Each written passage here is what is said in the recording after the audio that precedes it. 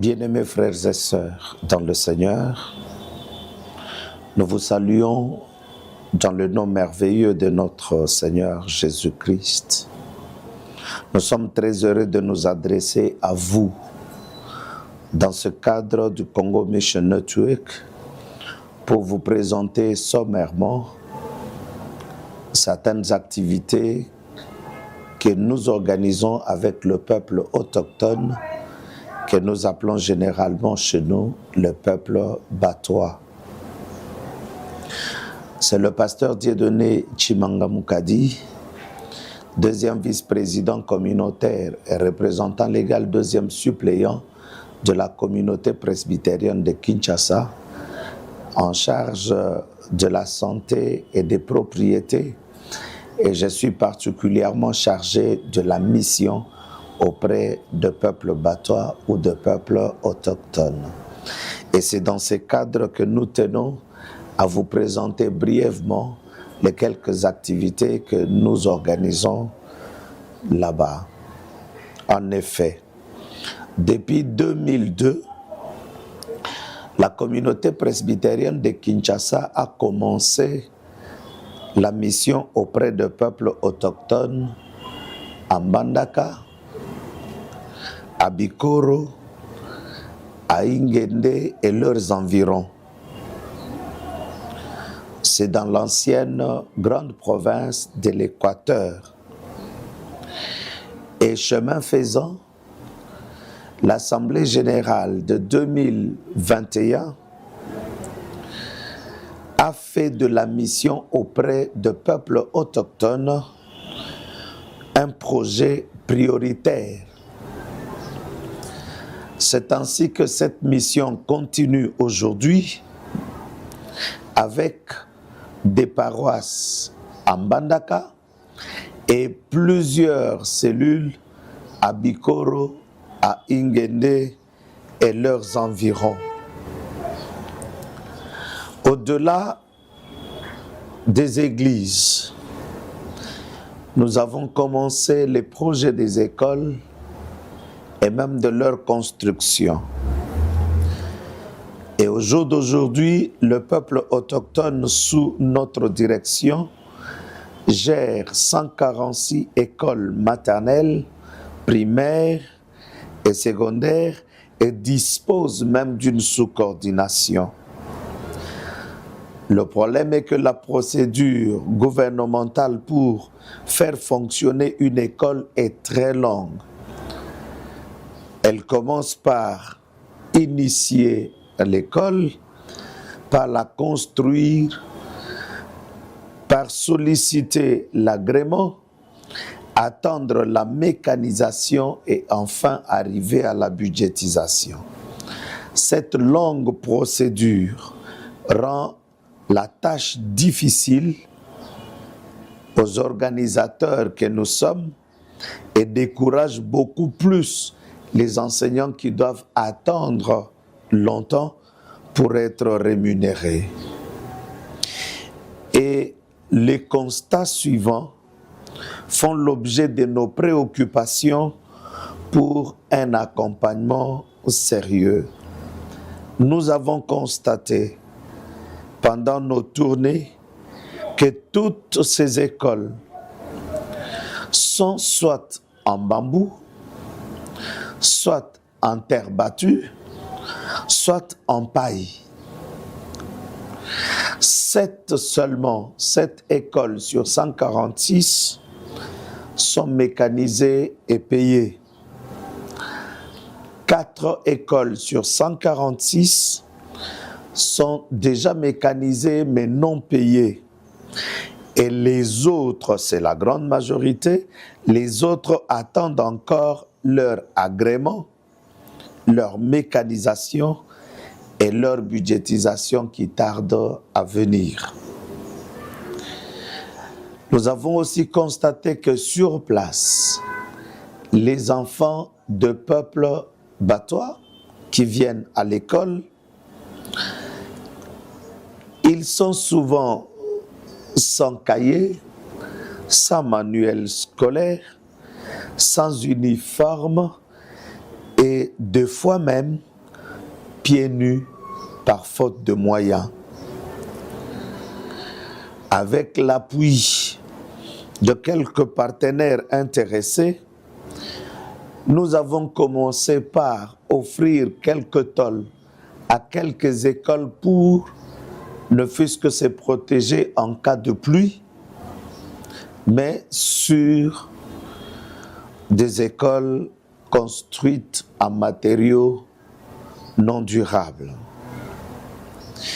Nous avons commencé une école en matériaux durables à Bodjia, sur la route de Mbandaka.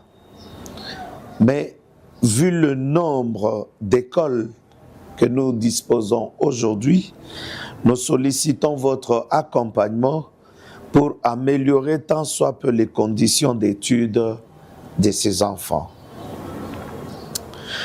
Nous avons également commencé un projet, c'est le projet de la formation de pasteurs autochtones.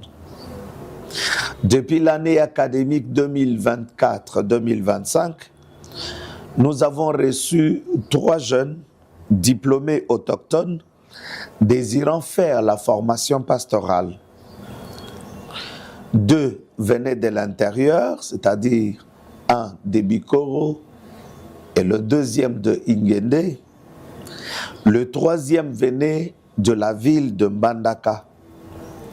Celui de la ville de Mbandaka a réussi et il passe en 2e année, tandis que les 2 autres n'ont pas pu terminer car ils ont dit qu'ils ont des familles à nourrir. Le temps a passé à l'université, sans bourse ni autres ressources pour soutenir leur famille, devenait difficilement gérable. Et c'est pourquoi nous pensons que les accompagner avec quelques fonds supplémentaires, au-delà des frais académiques, devient pour nous un impératif. C'est pourquoi notre plaidoyer, nous sommes en train de voir que la cohabitation entre les Bantous et les peuples autochtones requiert jusqu'à présent des efforts de part et d'autre. Nous pensons qu'il revient à l'Église de jouer ce grand rôle pour la valorisation des peuples batois ou des peuples autochtones de l'Équateur à travers l'Évangile et différents types de plaidoyers afin de les intégrer totalement dans la société moderne. Nous avons aussi constaté que l'exploitation de la forêt, qui est l'habitation naturelle des peuples autochtones, par les commerçants selon leurs différents contrats avec le gouvernement congolais, au mépris des droits des peuples autochtones, les dépouille de tous leurs moyens de survie, car ils vivent généralement de la chasse et de la cueillette. C'est la raison pour laquelle la communauté presbytérienne de Kinshasa, CPK, lance cet appel à la communauté internationale en général et à la PSUSA en particulier pour un accompagnement conséquent. Nous sollicitons votre accompagnement dans notre engagement de la lutte pour la justice sociale. Nous vous présentons aussi quelques urgences que nous avons dans le pays actuellement. La République démocratique du Congo fait face à plusieurs calamités, résultats des guerres et conflits armés dans le pays. En effet, nul besoin de le répéter, l'Est du pays est le théâtre d'une agression violente depuis une trentaine d'années. Ces violences ont provoqué des morts de plus de 10 millions de personnes, des déplacements massifs, la résurgence de plusieurs maladies, sans compter le manque de nourriture qui conduit à la malnutrition de beaucoup d'enfants aujourd'hui. Nous tenons à vous signaler que le phénomène Mobondo, qui ne sont que des milices qui pillent et tuent à Kinshasa, dans les provinces de Kwango, dans la province de Kwilu et dans la province de Maindombe, a également provoqué des décès, beaucoup de décès en famille et beaucoup de déplacés. Et pour ces raisons, jusqu'à présent, certaines écoles dans certains coins même de la capitale, à l'exemple de quelques coins du plateau de Bateke, n'ont pas encore ouvert leurs portes.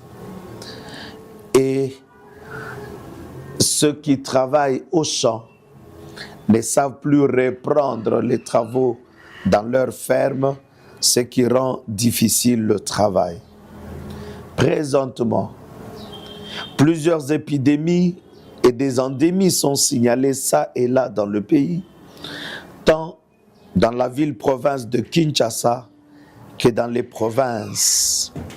On peut signaler la présence de Mpox, on peut signaler la présence de la choléra et toutes les maladies de mains sales. L'Église sollicite des appuis de la part de toutes les personnes de bonne volonté afin de participer activement à cette lutte, faisant aussi partie de sa mission. Nous ne pouvons taire les phénomènes liés au changement climatique qui nécessitent